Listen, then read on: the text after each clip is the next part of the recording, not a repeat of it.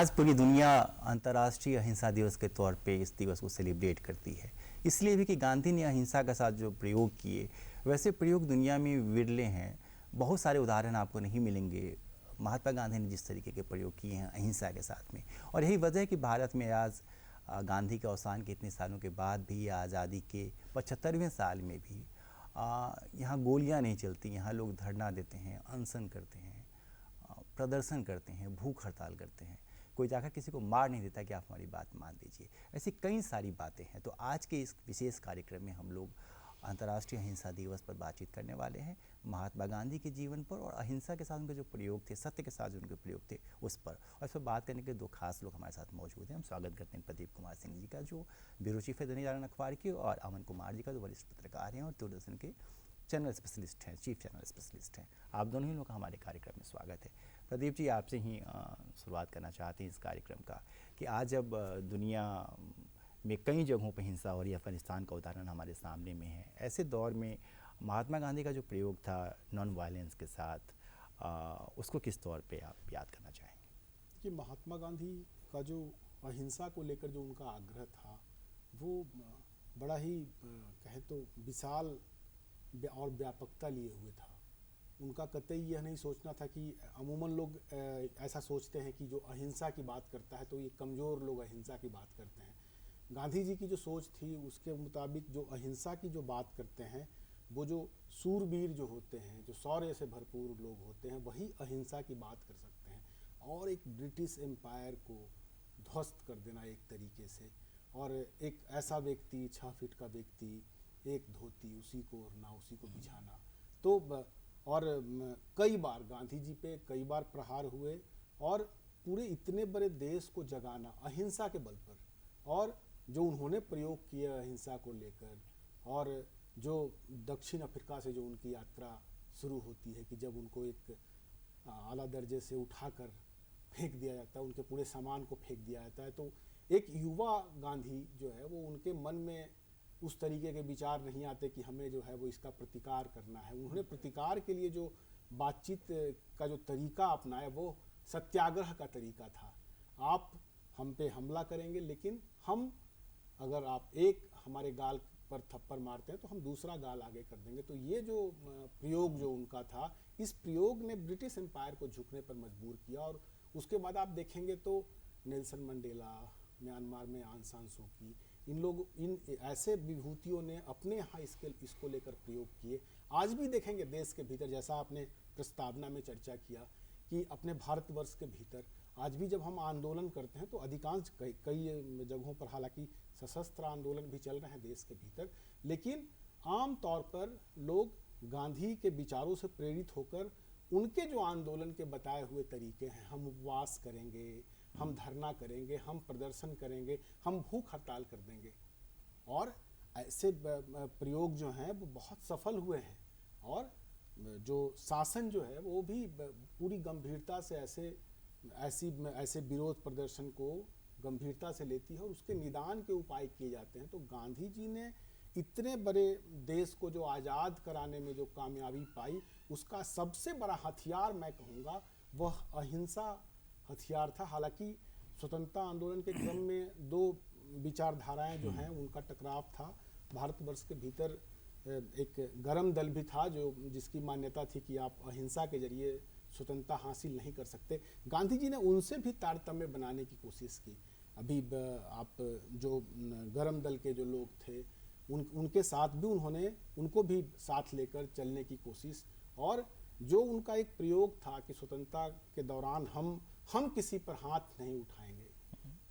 आप आगे आकर देखेंगे तो आपातकाल जब इस देश में लगा और जयप्रकाश नारायण ने जब आंदोलन की शुरुआत की, एक बहुत बड़ा एक आंदोलन था, उन्होंने भी उसे अपनाया। तो इसके प्रयोग जो हैं वो स्वतंत्रता के पूर्व और स्वतंत्रता के बाद भारतवर्ष में हम लोगों ने इसका प्रयोग देखा है।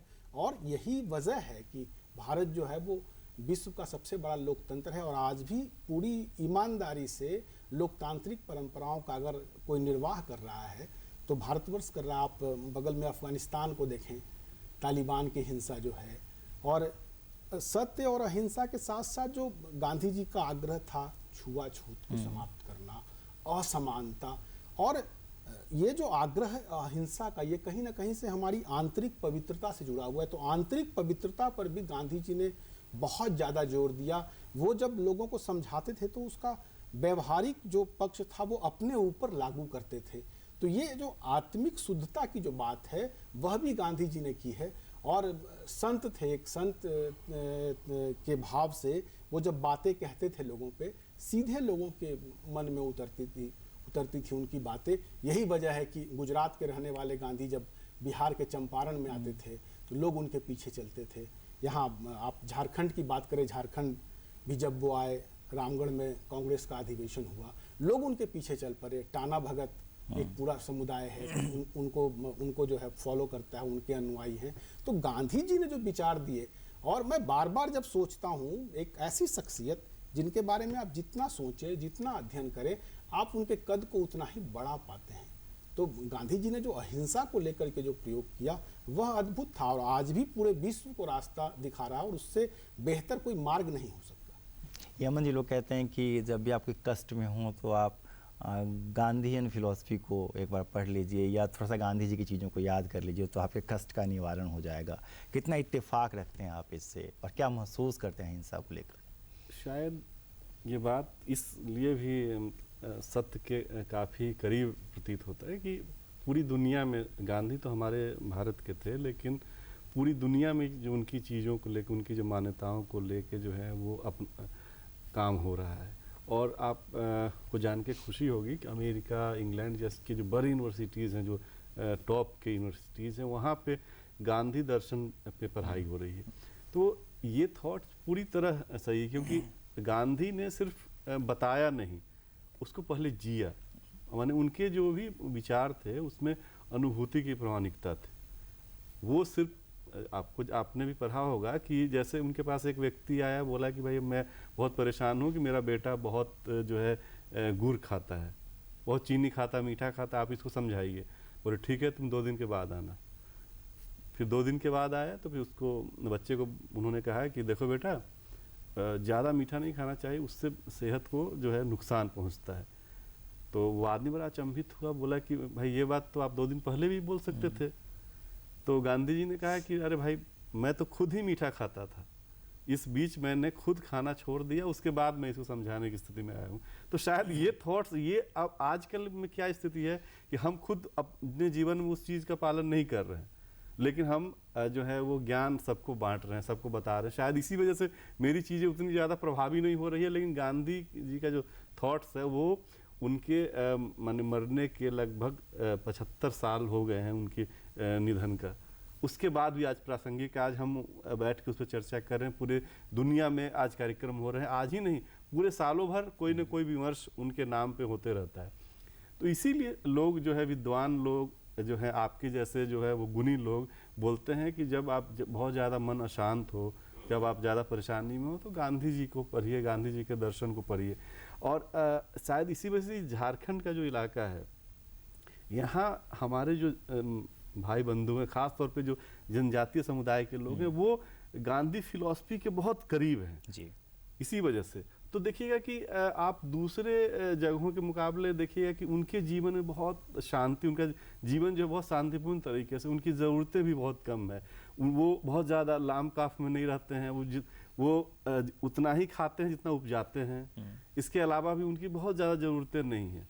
तो गांधी जी भी यही करते थे कि भाई अपनी ज़रूरतों को बहुत कम रखिए, और अगर उस कोशिश कीजिए कि उन चीज़ों को खुद ही उसका निर्माण कीजिए। जो खादी का कॉन्सेप्ट इसी वजह से आया, शायद इसी वजह से आज भी जो है गांधी हमारे झारखंड में भगवान के रूप में, एक वहाँ यहाँ के लोकगीतों में एक वर्णन आता है कि बड़े बड़े जो राजा महाराजा, मैं उतना बेहतर नहीं गा सकता हूँ नागपुरी, लेकिन उसमें बोल है कि बड़े बड़े जो राजा हैं वो लाठी से और बंदूक से लड़ाई लड़ते हैं, लेकिन गांधी जी वो कानून से लड़ते हैं। मतलब वो नीतियों के सहारे वो दूसरों को जो है वो जीतने की कोशिश करते हैं। तो शायद गांधी इसीलिए जो है वो ज़्यादा मौजू हैं, और मुझे लगता है कि हम आप सब चले जाएंगे फिर भी ये गांधी का जो दर्शन है वो रहेगा, और वो एक गंगा की तरह अविरल वो दर्शन। और मुझे लगता है कि उसको आदमी जितनी जल्दी अपना ले, उसके जीवन में उतनी ज़्यादा शांति अहिंसा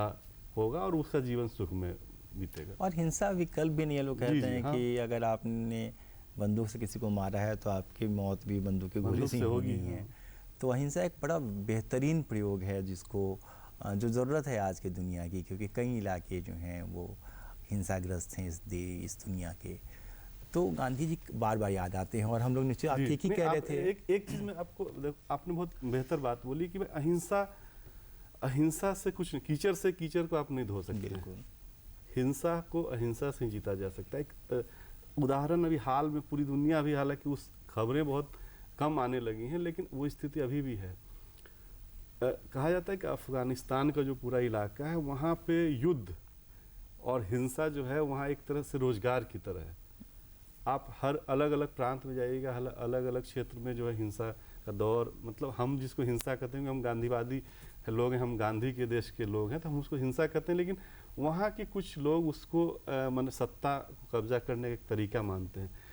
लेकिन जब वो वायलेंस जो बहुत चरम स्थिति में आ गया, तो आप देख रहे हैं कि कैसे आदमी बेचैन होकर अपने ही देश से लोग उजर रहे हैं, देश छोड़ रहे हैं।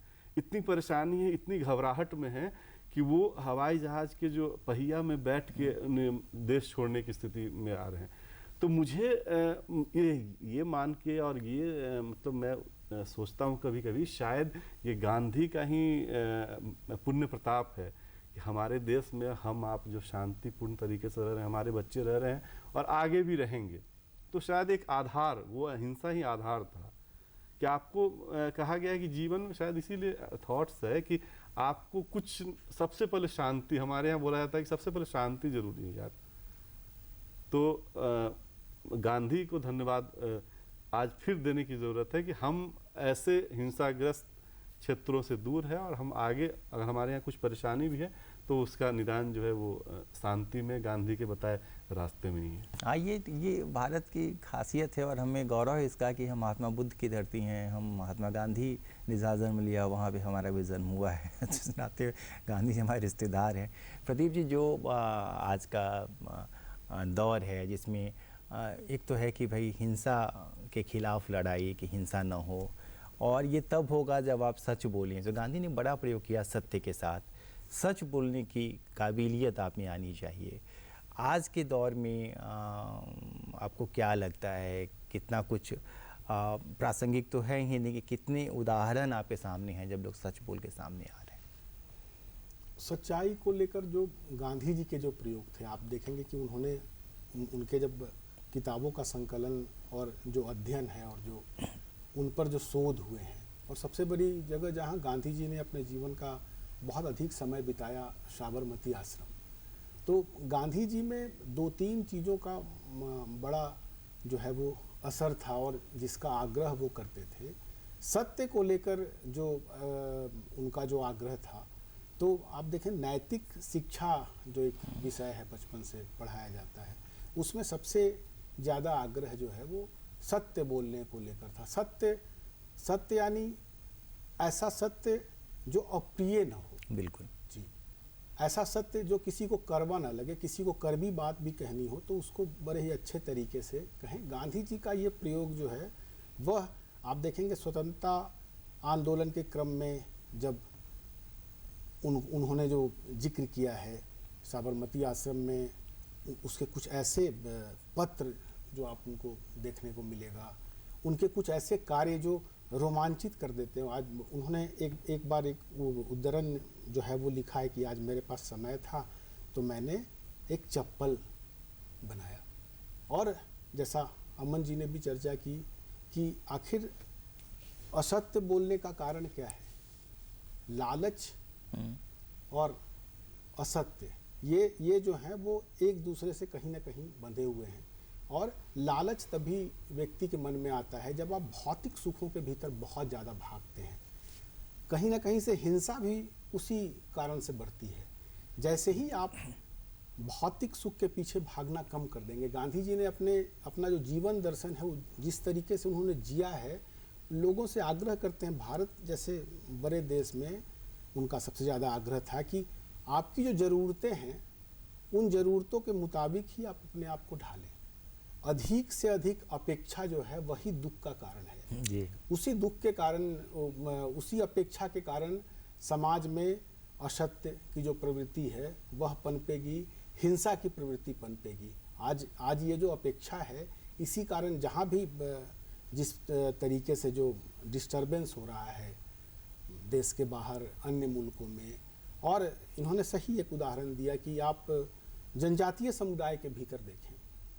जनजातीय समुदाय के भीतर आप ये कह सकते हैं, आपको ऐसा लग सकता है कि इनके भीतर गरीबी है, पिछड़ापन है, लेकिन ये एक सोच का अंतर है। आप उनके हैप्पीनेस इंडेक्स को अगर देखेंगे तो वो सबसे बेहतर है, और व्यक्ति इस धरती पर रहकर अपने आवश्यकता की तमाम चीज़ें वो खुद धरती से ले रहा है, और उसके साथ वो खुश है यानी आसपास में शांति है, और शांति है तो अहिंसा है।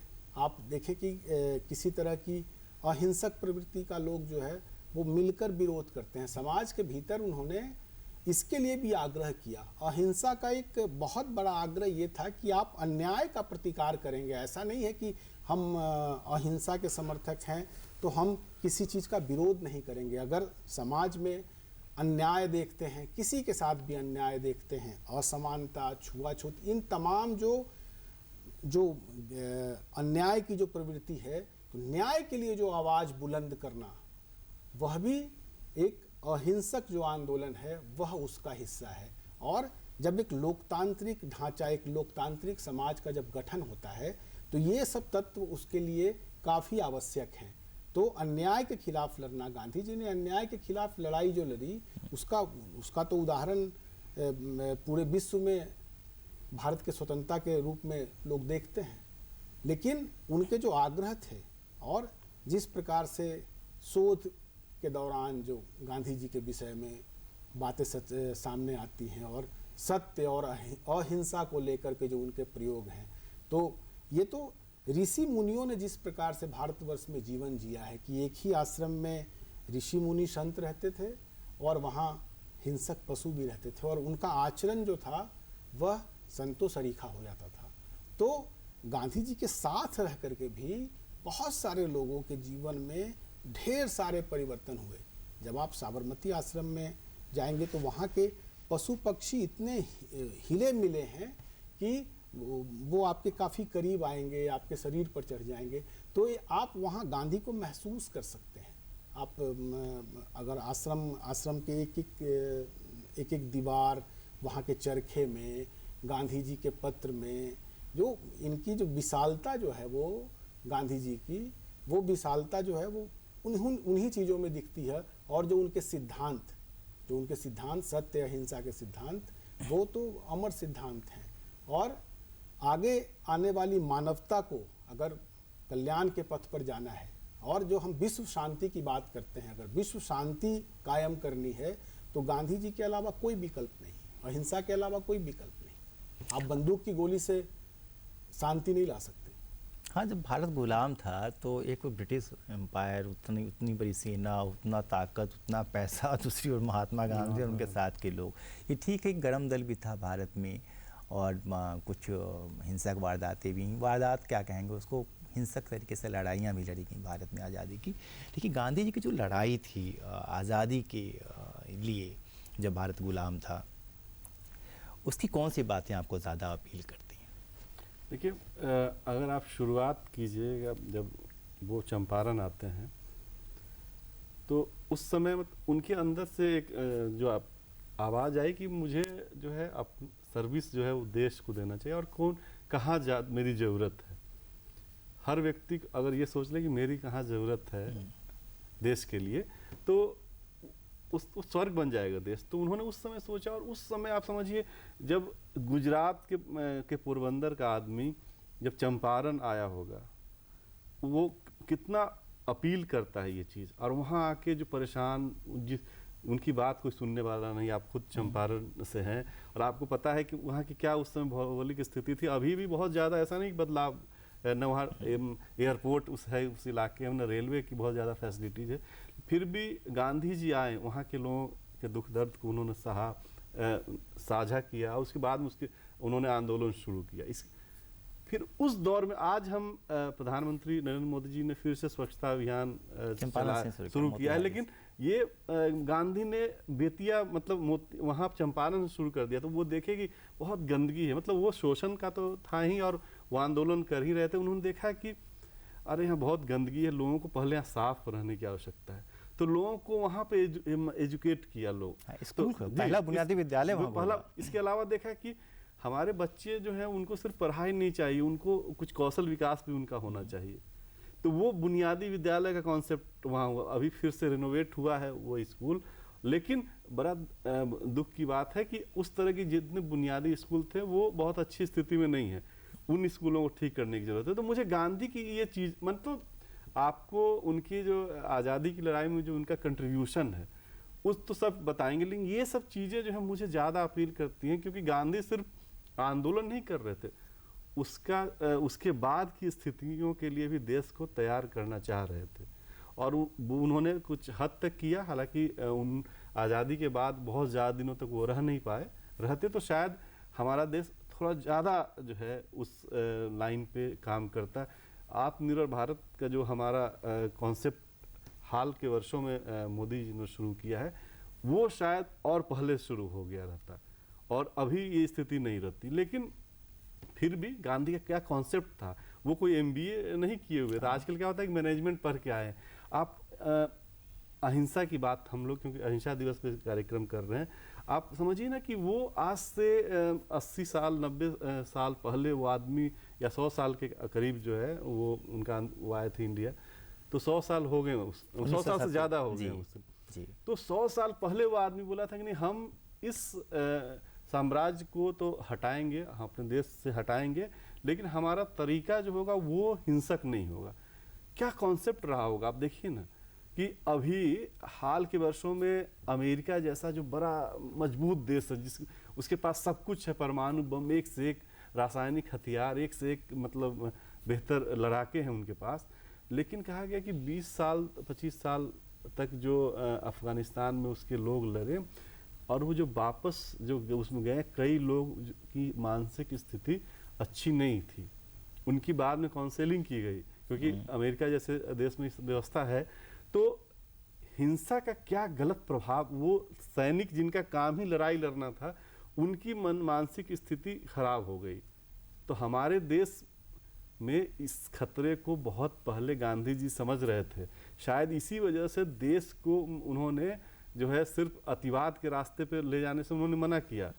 और उस समय जो कुछ हमारे आज़ादी के जो लड़ाके थे, उन लोगों ने जो इस तरह के काम किए उसकी उन्होंने आलोचना की, क्योंकि वो भारत के मिजाज को जानते थे कि यहाँ पे हिंसा करके हम उतने बड़े साम्राज्य से नहीं लड़ सकते थे। लेकिन जब गांधी जी जो हैं वो अहिंसक आंदोलन चलाएं, तो उस समय के जो बड़े बड़े लोग थे, चर्चिल जिनका डंका बजता था, उनको भी नतमस्तक होना पड़ा और अंत में गांधी जी को देश को सौंप के और फिर उनको जाना पड़ा। तो मुझे ये अपील हमेशा से करता रहा कि गांधी जी जो हैं वो भविष्य के लिए काम करते थे, वो स्वप्न दृष्टा थे।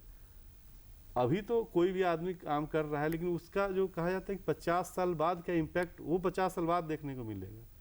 तो वो गांधी जी देखने, शायद इसी वजह से बहुत लोग गांधी जी को भगवान की तरफ पूजते हैं। दो बातें आपने अच्छी कही हैं। पृथ्वी के पास जाएं उसके पहले इसकी चर्चा कर लेते हैं। एक तो अफगानिस्तान में जब अमेरिकी सैनिकों की काउंसलिंग की जा रही है, और एक चर्चा और हुई, आप दोनों ही लोगों ने कहा कि आदिवासी जो हैं झारखंड के जनजातीय आबादी वो काफ़ी खुश रहती है। मुझे याद है कि जो यहाँ पे CIP है, जो इंस्टीट्यूट है जहाँ पे मानसिक रोगियों का इलाज किया जाता है, उसकी स्थापना ही की गई थी क्योंकि सैनिक पागल हो गए थे विशिष्ट के दौरान, तो उनका ट्रीटमेंट हो। और जब मैं गए वहाँ पे, जब वो 100 साल का हो गया CIP और उसकी रिपोर्टिंग के लिए, तो पूछा कि साहब यहाँ कहाँ के लोग आते हैं? बोला आदिवासी पागल नहीं होता है, आदिवासी तो संतुष्ट रहते हैं। तो गांधी जी ने जो संतुष्टि का भाव जगाया वो बहुत बड़ी बात है आपकी सेहत के लिए और आपके समाज के लिए भी।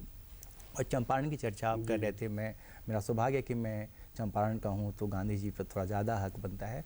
गांधी जी वहाँ गए थे, बड़हरवा लखन सेन एक जगह है मोतिहारी से करीब 35-36 किलोमीटर दूर, तो वहाँ की हरिजन बस्ती, क्योंकि हरिजन नाम भी गांधी जी ने ही दिया था दलितों को, जिनको हम लोग अस्पृश्य मानते थे, अछूत मानते थे तब के ज़माने में अपने देश में। तो एक महिला थी जिसकी साड़ी काफ़ी गंदी थी, तो गांधी जी ने कहा कि तुम लोग मतलब साफ रहने में क्या हर्ज है भाई, आपको साफ रहना चाहिए, इसमें कौन सा पैसा लगता है।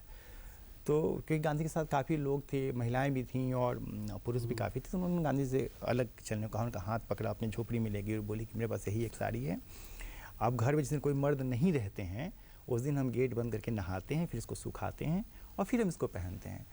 तो गांधी जब चंपारण गए थे तो पहली बार जब वो गए, जब उनको नोटिस दिया डीएम ने वहाँ के, तो वो हाथी पे गए, वो मिर्जे उर्जे पहनते थे। तो गांधी ने तय किया कि नहीं, जिस देश में एक ही कपड़ा हो महिलाओं के पास वहाँ नहीं पहनना चाहिए, और फिर उन्होंने अपनी धोती को फाड़ा और आधी धोती दी और कहा कि आधी धोती पहनेंगे, आधी धोती ओढ़ेंगे। ऐसे कई प्रसंग हैं गांधी के जो उनको महान बनाते हैं, हम लोगों से हम लोग के लिए श्रद्धा जगाने का काम करते हैं। भाषणबाजी उन्होंने नहीं किया, हाँ, करके दिखाया। करके दिखाया, पहले प्रयोग अपने खुद के साथ किया। अच्छा प्रदीप जी, हम तीनों ही लोग पत्रकार हैं, और क्योंकि गांधी जी भी ने भी पत्रकारिता की, और गांधी जी की पत्रकारिता में वो सारी बात जो हम लोग कहते हैं कि नहीं कुछ सोशल इशूज़ को उठाओ, कुछ इमोशनल इशूज़ को उठाओ, ये कॉपी तो बहुत अच्छी पढ़ी जाएगी। गांधी ने तब ये प्रयोग किए। एक पत्रकार के तौर पे गांधी जी को आप कितना याद करते हैं? क्योंकि उन्होंने जो अपना प्रकाशन आरंभ किया, उसका कार्य जो है वो उनके सहयोगी देखते थे, और गांधी जी ने कई सारे जो ऐसे कार्य किए, जैसे आपने जो बातें की, आप देखेंगे कि गांधी जी में मैं समाज सुधारक देखता हूँ, और आगे आने वाले समय के लिए सोचना, 50 साल आगे का सोचना। तो जब उन्होंने छुआछूत के खिलाफ, उन्होंने उनके कई जब आप आलेख देखेंगे तो छुआछूत के खिलाफ, और खासकर जो सर पर मैला ढोने की प्रथा थी, आज के समय के लोग, आज की पीढ़ी के लोग ऐसा इमेजिन नहीं कर सकते, कल्पना नहीं कर सकते कि हम लोगों ने तो देखा है अपनी पीढ़ी तक। हाँ, हम लोगों ने देखा है। तो उस समय गांधी जी ने उसके खिलाफ आवाज़ उठाई कि ये जो है वो इस परंपरा को समाप्त करना चाहिए, और ये समाज के नाम पर जो है, ये समाज के लिए कलंक है, ये समाज के लिए, सभ्य समाज के लिए ये शर्मनाक है।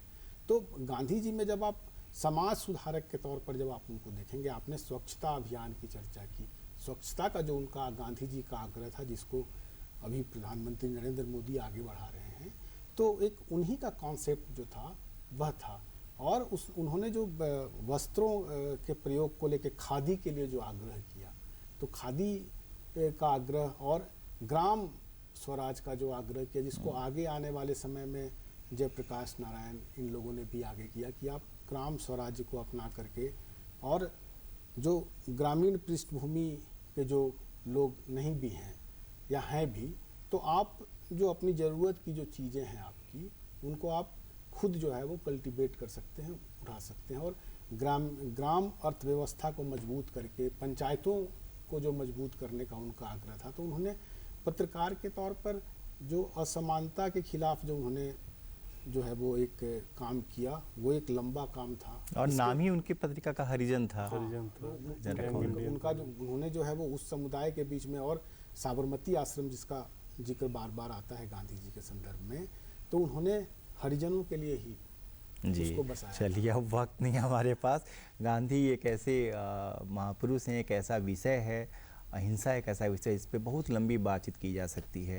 या बातचीत चाहें तो 7 दिन, 10 महीने, 12 महीने या कई घंटों तक की जा सकती है। हमारे पास आधे घंटे का वक्त था, तो इस आधे घंटे के वक्त में जितनी बातचीत हम कर सकते थे हमने की है। मुझे पूरी उम्मीद है कि आप सब लोग के जीवन में भी महात्मा गांधी का असर पड़ा होगा, पड़ता होगा, और आने वाली पीढ़ियां भी, अगर को आज मैं एक एंकर के तौर पे इस कार्यक्रम को कर रहा हूं और गांधी जी को याद कर रहा हूं, तो मुझे पूरा विश्वास है कि आज से 200 साल के बाद भी कोई एंकर कर किसी टेलीविज़न के चैनल पे बैठेगा तो वो भी गांधी पे ऐसी ही बातें कर रहा होगा। मुझे इस कार्यक्रम को रोकने की इजाज़त दीजिए। आपसे फिर मुलाकात होगी। नमस्कार।